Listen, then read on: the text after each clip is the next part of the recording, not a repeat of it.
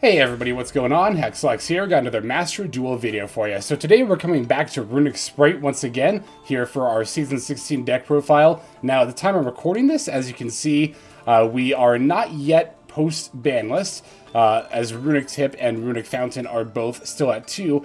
However, I am running 2 of each in the deck. Well, to be fair, Runick Spright pretty much always ran 2 Runick Fountain anyway, but I'm only playing 2 Runick Tip instead of 3 right now. Because I'm doing some testing for the post-banlist build. I hypothesized during our banlist discussion that Runick Spright, of all the Runick variants, is going to be much less affected and will emerge as a result as the most viable and powerful of the Runick variants post-banlist. Now, to be fair, that's honestly already the case. Like, this is already the best Runick deck, is Runick Spright. And even then, this deck right now is pretty firmly in Tier 2. That is, of course, due to the Ishizu shufflers, Keldo and Mudora, for their ability to very, very targetedly attack Runicks, specifically Runick Fountain, with their effect. Of course, the Runick Fountain has to target the 3 spells once put back into the deck. The shuffler can then respond by targeting those same 3 spells.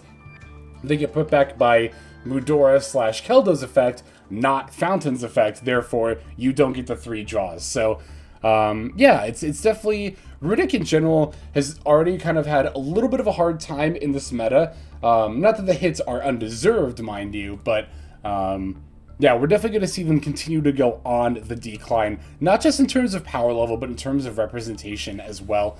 I believe that a lot of the people who were interested in playing Floodgate style decks will probably move away from Runick, regardless of if it's not the most powerful stun deck or not, just to experiment with other engines, be that Eldritch, or where they're just going for more of a classic stun deck, maybe throwing some Floodgates into a Labyrinth deck or something.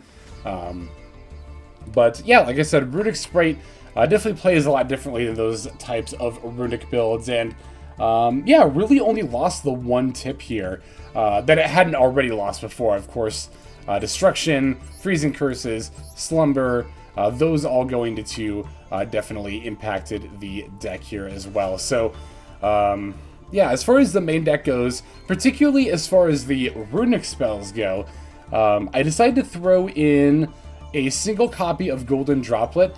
I almost threw in a second Dispelling as well. I also thought about a second Dispelling rather than a single Golden Droplet, but I decided to try out the Golden Droplet here just to have a different Runick spell name.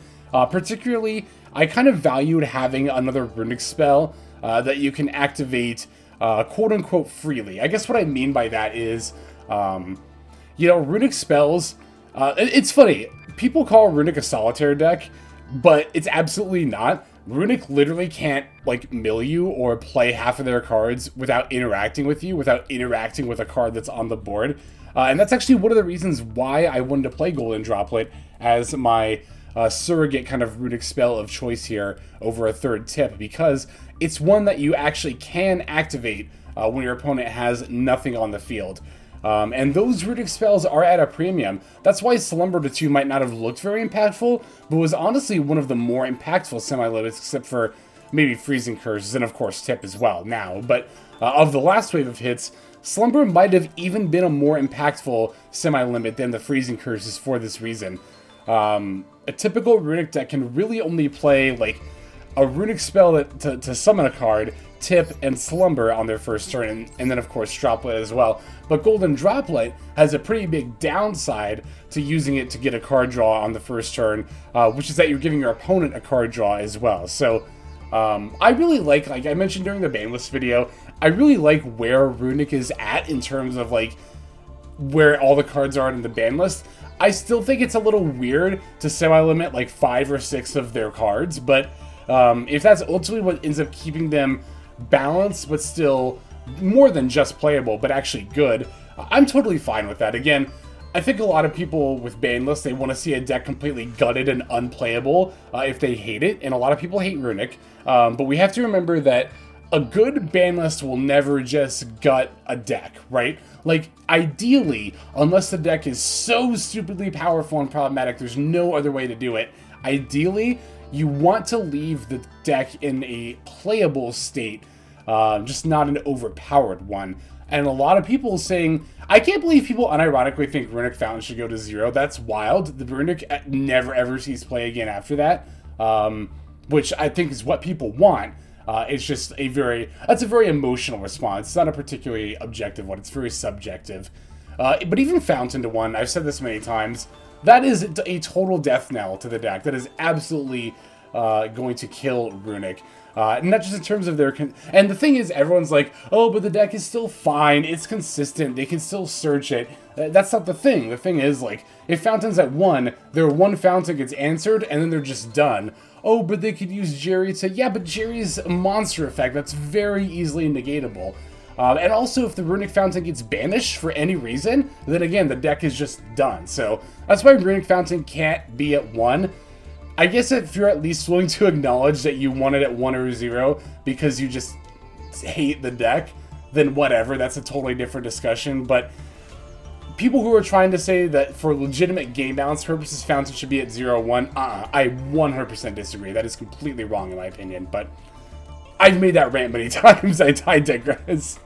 I don't know, I think the thing of it is really that, like, I think a lot of the people who complain most about Runick could really benefit from thinking about them in a more objective state, because when we, like, inflate a deck's power level in our head, we're essentially boogeymanning it, right? Like, we're turning Runick into a boogeyman, and we're, like, you know, accusing it of every war crime under the sun, when even if it feels unfun to play against it, that doesn't necessarily make it an unfair deck. Unfun and unfair are two completely different things. And I also think it's fine for a good mill deck to exist in Yu-Gi-Oh! And let's be real, good mill decks really do need to banish. Like, you know, we see with, like, the Ishizu stuff, right? With, like, Agito and Kelbeck. Like, how many times have I not activated one of their effects intentionally to not put stuff in my opponent's graveyard because I knew it would more than likely benefit them?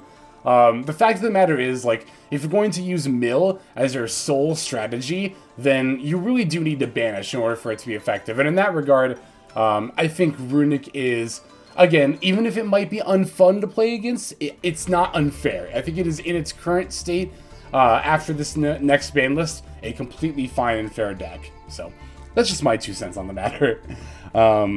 As far as Runick Spright goes, I mean, the build-wise, aside from, you know, adjusting our Runick spell ratios, we're really not doing anything too fancy or different. The extra deck is extremely standard. We're not playing Wind-Up Kitten anymore. I decided to just max out on Iparias instead.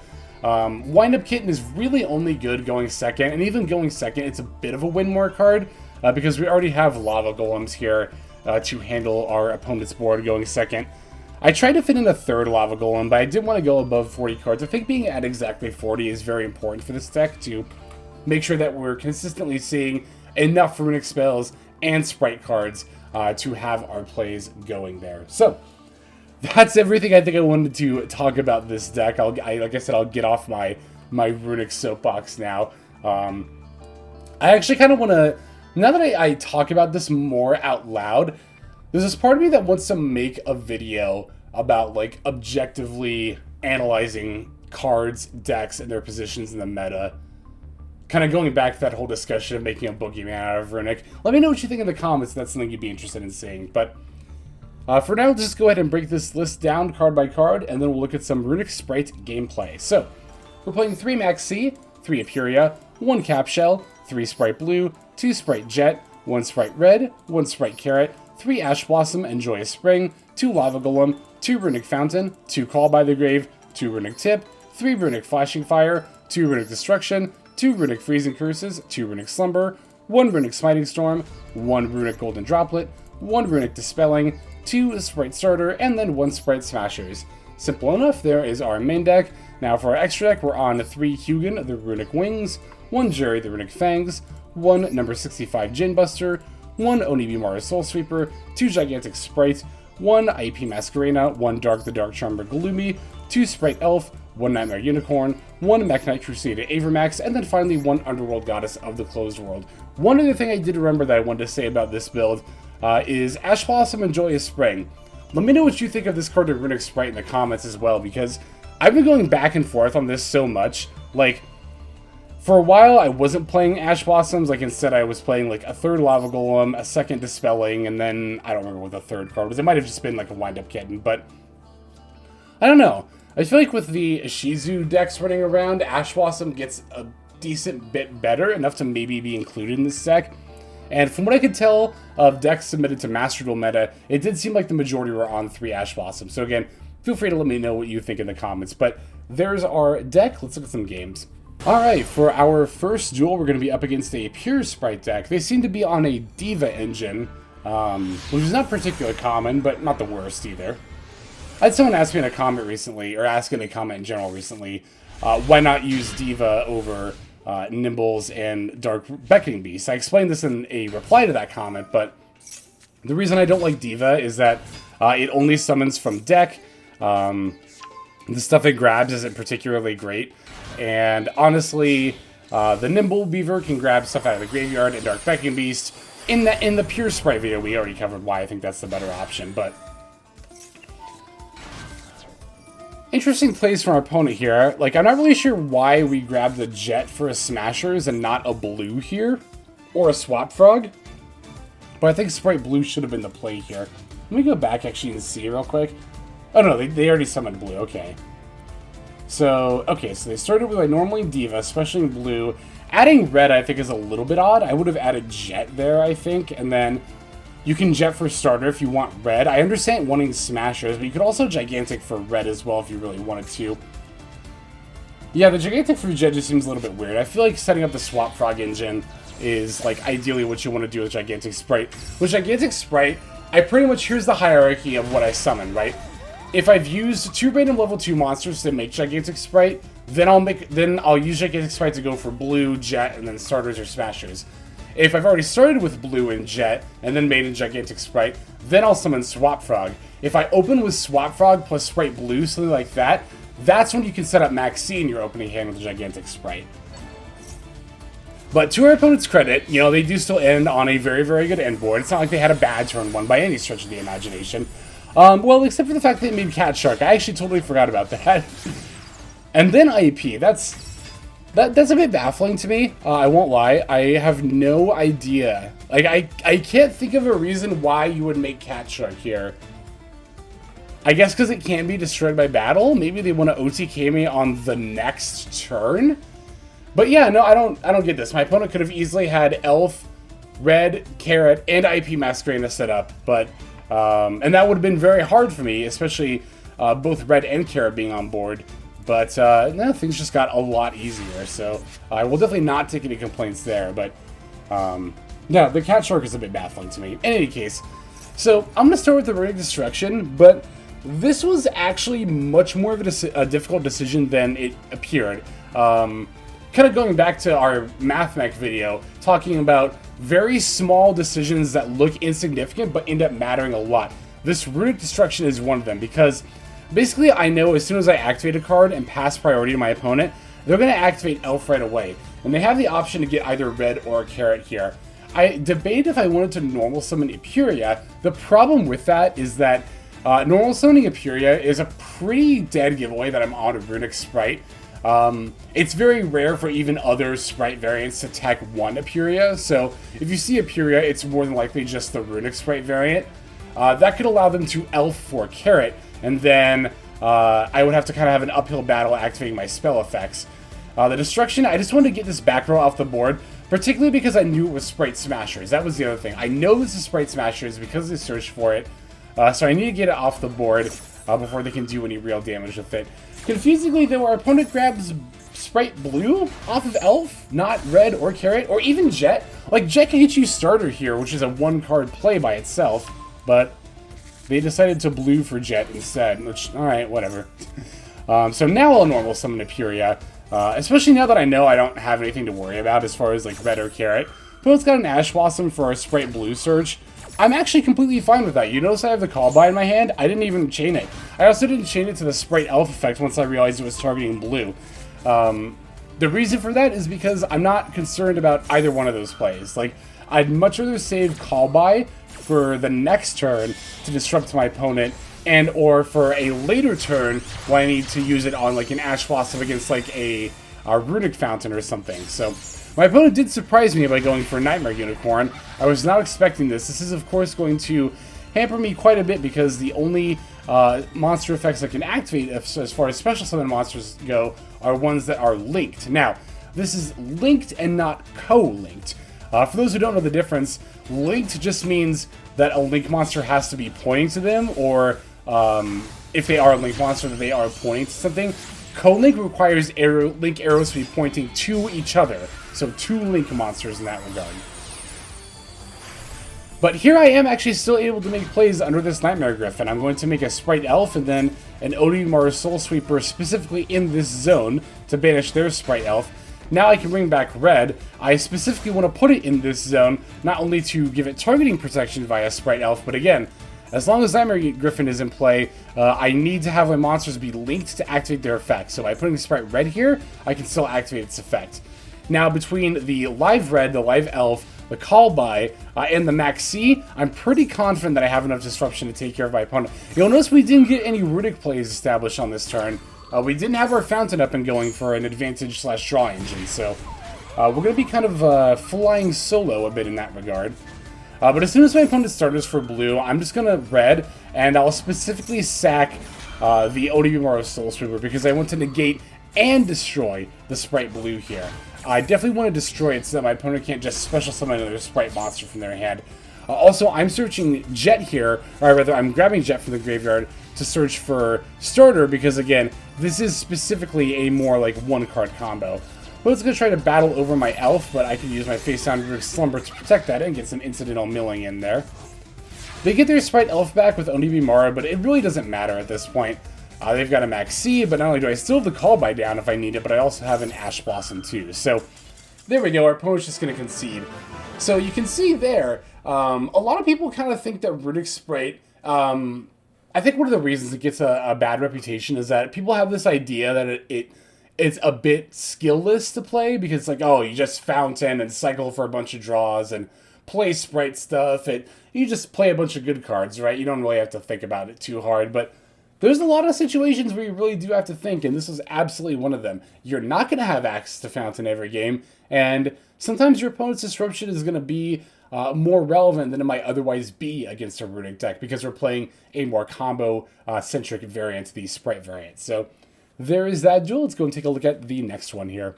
Alright, our next game is going to be up against Fluanderies, which, you know, for this deck is still a little annoying to play against. We're not as hurt by Flow as other meta decks are. Like, we can still make Runick plays under it, but it's really that initial first turn that becomes more difficult. And unfortunately, our opponent gets the first turn, but fortunately, they bricked up hard. They're going to just set 1 card and pass. Beautiful. We love to see it. So, going to once again start by normal summoning my Iparia, but it's going to throw out a Maxx.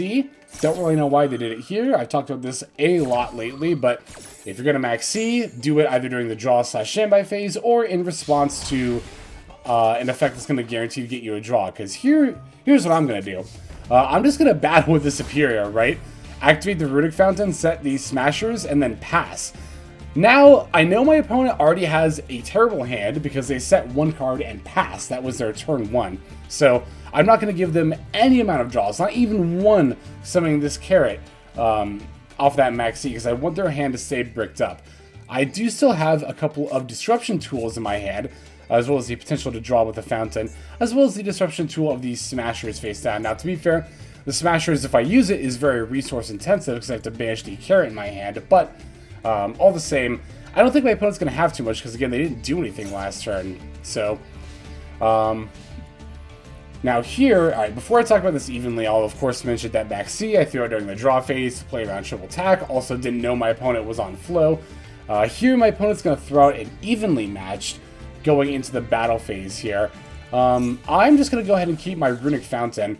The Iparia and the Smashers, neither of those are particularly important to me, because I can always special the Carrot by using like Dispelling or Flashing Fire to special Hugin first. But then we end up drawing Starters, so everything's just peachy anyways. Gonna begin with a Starter, and my opponent's just gonna concede in response. This is definitely disappointing. I definitely would have liked to have played this out because I'm trying to think. I didn't actually use any Runick spells, right? So I was interested to see in the moment if it was possible for me to OTK in this situation. Runick Spright is definitely not a deck that typically does that, and we're not playing Cat Shark or Daigusto Phoenix, both of which would allow for it. So I think it takes an exceptional hand to OTK with Runick Spright, and I don't think that this hand was one for it. This was definitely an early concede on my opponent's part. Runick Spright does have a sense of inevitability about it, but my opponent had enough resources that I think there's definitely more than just a chance that they could have mounted a comeback, depending on what they top decked. But I guess, we'll never know at this rate. We do still have some more duels to look at, though, so let's go straight into the next one here. Alright, our next duel here is going to be against a 60-card Shizu Despia deck. A Shizu branded, I think is what I've been calling it. Whatever, you know what deck I'm talking about. We're going to take the first turn here. We have a fantastic opening hand here. Basically, a bunch of Runick spells and a Spright monster is all you need to have a good opening hand, which is one of the reasons this deck is just so powerful. So, I'm going to start off with a Hugin here. Now, I'm going to use Hugin to specifically discard the Flashing Fire because Slumber is the only other Runick spell I'm really able to activate without my opponent having cards on the field. So, looking at our opponent's mills, they're banished. We see an Albaz, so we immediately know what they're on. Another reason that the Runick Spright variant is particularly good variant of Spright is because the banishes will often give you free information before your opponent actually starts making plays, which can definitely affect what you end up making. Here, though, we're just the luckiest player in the world. I mean, my god, this fountain drew us, what, Maxx, Red, and Carrot? Like, I don't think I could have asked. I literally, if I got to search 3 cards instead of draw 3, it might have been those 3. Like, that's, if not the best, easily one of the best combination of 3 different cards I could have drawn off a fountain there. That was absolutely ridiculous. Like, before I was kind of debating, like, okay, should I go for Red or Carrot if I want to disrupt Branded Despia? But, our deck was just like, that's not a decision you should have to make. You can just have both. It's fine. Don't worry about it. So, like I said, we'll definitely take that. Going for the Spright Elf next. I actually kind of debated making a Djinn Buster here, but I was like, nah, we'll just make the IP and call it good. The argument to make Djinn Buster over IP is that the Unicorn bounce with IP isn't nearly as disruptive to Branded Despia as it is other decks. And on top of that, Branded Despia is like the one meta deck that has a very, very easy way to out IP into Avramax, which is just Mirror Jade. So yeah, they're like the one deck where that line actually does nothing, because they can just Mirror Jade it away. So they're going to open with a Super Poly, definitely scary, sending the Branded Retribution to fuse for the Earth Golem, I presume. Yep, the Earth Golem at Ignister. Obviously a pretty good Super Poly target to have against Sprites, and Mathmech as well, honestly. But mainly Sprites.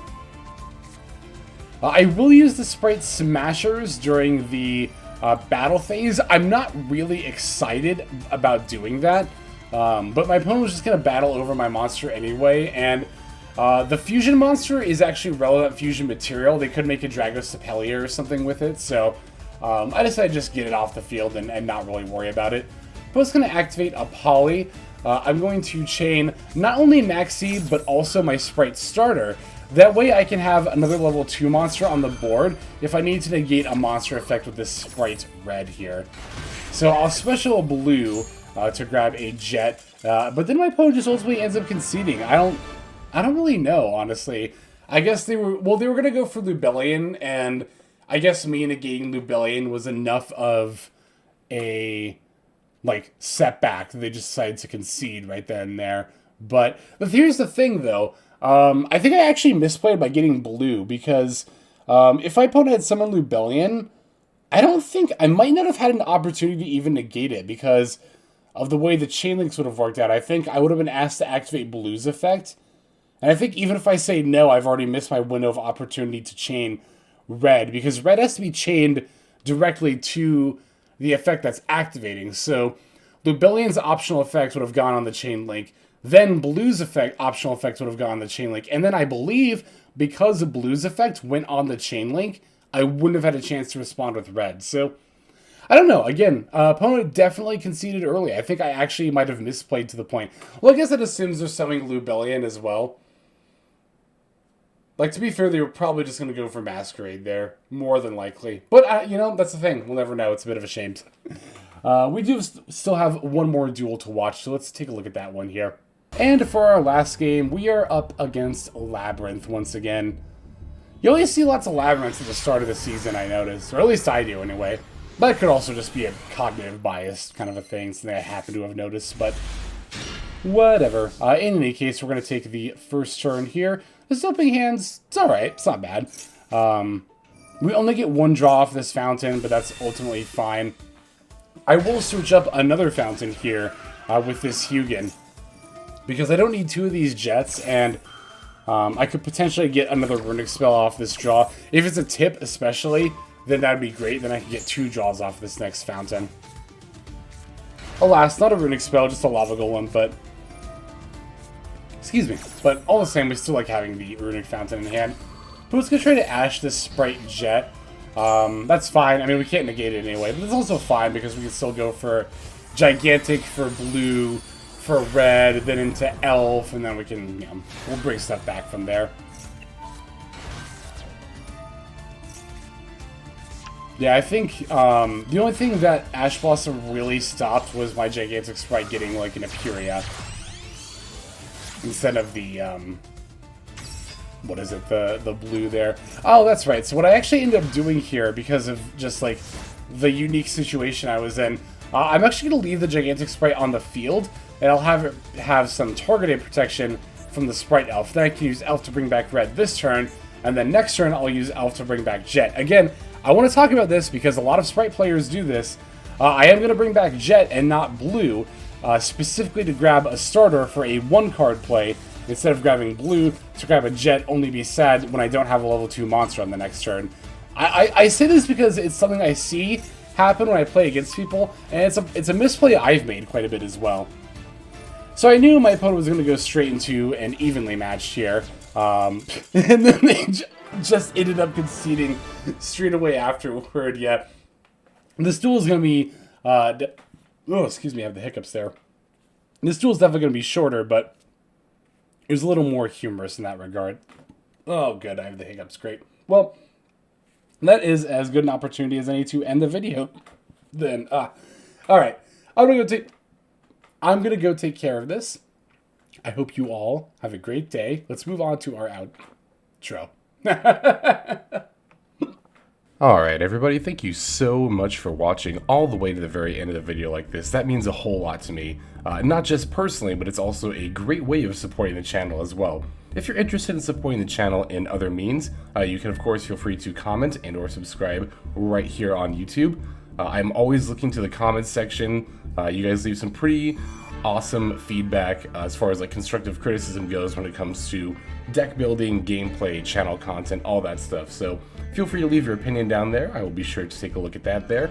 And then subscribing is going to be the best way to get notifications of when these videos drop. That does happen every day, by the way, so if you're looking for daily Master Duel content, you've come to the right place. And there are more places where you can get some daily Master Duel content. If you check out the description below, follow the top link over to my Patreon page. There, for just $5 a month, which is as much as you pay for a booster pack, you'll find a lot more value than a pack full of filler over there. We've got some previews for content upcoming here on the channel. We've got some exclusive games that are only posted over on Patreon over there.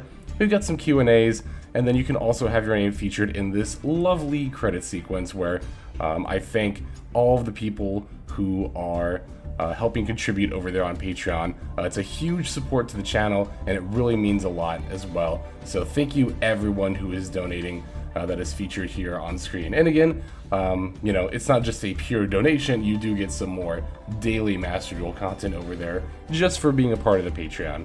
But I think that's about all the time that I have for today's video. Once again, I just want to thank you so very much for sticking all the way to the end of the video. Again, it just means a lot, as I do put a decent amount of work into getting these videos out every single day. But that's about all the time that I've got for now, so without further ado, this is XLex. I'm signing out, and I hope you have a fantastic day.